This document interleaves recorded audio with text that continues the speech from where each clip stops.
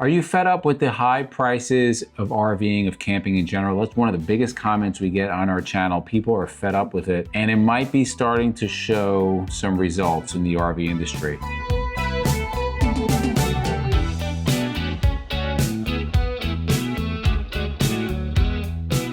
Before we get into this video, guys, quick thing, if you can just go, make sure you subscribe, notification bell's on, even if you've been subscribed. A lot of our subscribers have been unknowingly unsubscribed, so just take a moment. Also, our merchandise, you can see RV in the USA embroidered cap, women's shirt, men's shirt, hoodies, all different types of stuff we have. It's gonna be getting close to the last time you might be able to get it. Our vendor is no longer going to be providing service as of December 31st. We're actively looking for another vendor, but we cannot promise that will look anything like this. So if you like this design, by far our most popular design, we'll put the link down below. Make sure you order it before December 31st. Okay, let's dig into this. So this comes from rvtravel.com, and this is from November of 2024. Jellystone says RVers are fed up with rising park prices. And I'm sure there's some people going, yeah, I know, I've stayed in Jellystone. We have experience with Jellystone. One time. We have neighbors. Our new RVing neighbors just got back from there, and I can't even believe what they paid, but we'll get to that. So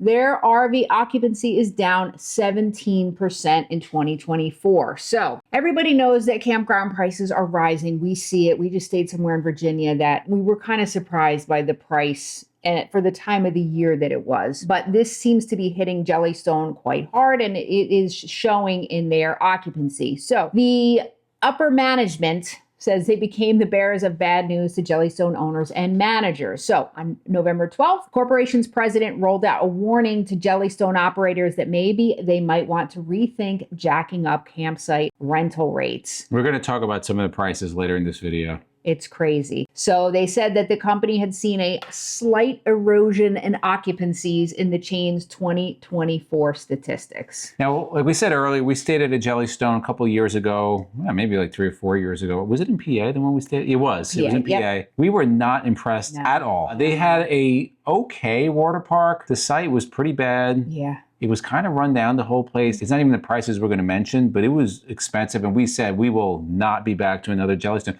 We had heard a lot of things. Oh, it's great. At best, it was okay. For the price, our opinion, no. Now, that could just be that location, but we'll talk about some other locations. So their overall revenue was up 3%, but RV site revenues fell a whopping 17.1%. Now, Jellystone parks offer a wide variety of accommodations. So they have RV sites, but they also have lodges and cabins and all different types of things. They have a lot of restaurants, different offerings, right? They sell alcohol, so you can make a lot of money on that. They're smart. They have different ways of generating revenue. Right, but RVers are I think, are kind of getting a little ticked off with the prices. So the CampSpot, who handles all the reservations for Jellystone, sent the Jellystone CEO, Michael Scheinman, a message and said that the almost 3,000 locations that CampSpot covers, they've dropped 2.2% compared to 2023. So Scheinman said for 25, it's probably not going to be a banner year. Summing up what appears to be a clear indicator that RVers are fed up with high campground prices, CampSpot's Scheinman advised campground managers to think hard when considering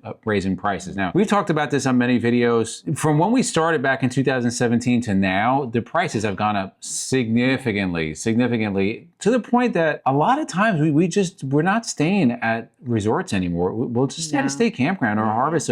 Because for our use, again, we're at a different time camping than we were in 2017. We camp mostly alone now with our dog. We don't need it all. And it makes no sense to pay some of these prices we're going to talk about when we could stay at a state campground with full amenities, much bigger sites, much more peaceful for $40 a night, $45 a night, or a harvest host for like 20 bucks a night. Let's talk about some of the prices here. We're just going to put one that's closer to us. This is up in New York State, Garner, New York State. So we just put in a quick search here for RV sites in April, and when they open, because they're closed now. They're closed for December. So let's go to the cheapest. Sorry, I went to print the cheapest back in site. This is like where the slime goes, right? The dirt bags go here. The ghetto of the RV park. Right, $184 a night, which is insane to me. That's insane. That's like what we paid at Fort Wilderness back in 2019. Well, we want your Or feedback. Less than that, actually. I don't know what Fort Wilderness is, but I'm assuming it's a lot more expensive. So we want your feedback. If you stayed at Fort Wilderness lately, what did you pay? If you mind sharing it. You want to read what the high rises? The Riverfront, yes, this is the penthouse site. Riverfront red carpet RV site. There's no red carpet there, but So it's your ideal spot for river views. These sites give you your own private water frontage on the Wallkill River and include an upgraded concrete pad and some other and things. a bunch of mosquitoes and rats that come out of the water. $294. So you're looking at like $300 a night. And that's before you even start eating at the restaurant and you get ice cream and all this other stuff. Now, our neighbor, if you've seen the RV across the street, him and his family, they went to the Gardner, New York one, and he told us it was $210, and this was their first RV trip out. We're like, whoa, guys, I don't know if they realize how much. Well, you wouldn't realize if you don't. That was their first one. Now, he loved it. What they did, they had a the small kids, grandkids, so you can kind of drop them off and do whatever. But again, if you're going once a year and this is like your vacation. Great. If you're traveling a lot, like $294 is an absurd amount of money. That's not even sustainable. That's not even what people are paying. Myakka River Motor Coach Resort, beautiful resort, in the winter is not even that. When you break it down, it's like $100 a night, and that's like a way nicer resort. It's a little crazy. We want your feedback because it's not only Jellystone. We found this at KOAs and just private campgrounds, especially like in the Northeast. A lot of private campgrounds that we just don't go to anymore because we're just not going to pay it. We'll go somewhere else to stay at a Harvest Host. We want your feedback. What do you think? Are they on to something? Camp Spot? Are things getting too high? Is it going to turn into what's happening to the RV industry that people are just not buying RVs like they were? Just got too expensive. If you like videos like this, guys, to the left of us, we'll put our RV news playlist. We'll put our RV vlogs playlist. And for myself and MJ, it's a journey of a lifetime. And we'll see you on the road.